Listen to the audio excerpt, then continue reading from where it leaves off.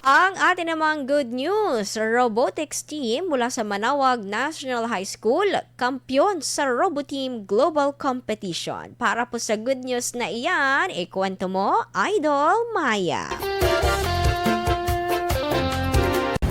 Taas noo at buong pusong lumaban para sa bansa ang STE RoboTeam Philippines ng Manaoag National High School para po sa Minoan RoboSports Global Olympiad. Kaya naman nakapag-uwi sila ng mga medalya.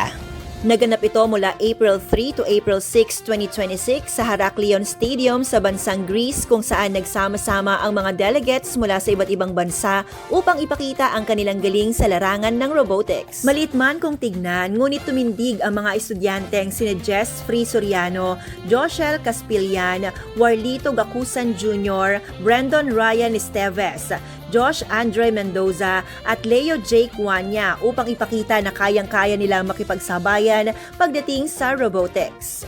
Champion o gold medal ang nakuha nila sa e-soccer competition at e-somobot competition habang second place o silver medal naman sa humanoid wrestling competition at third o bronze naman sa archery competition.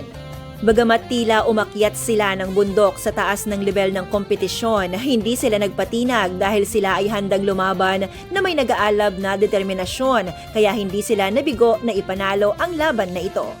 Yan ang ating good news. Ako po si Idol Maya, Tatak, IFM. IFM News. IFM News. IFM News.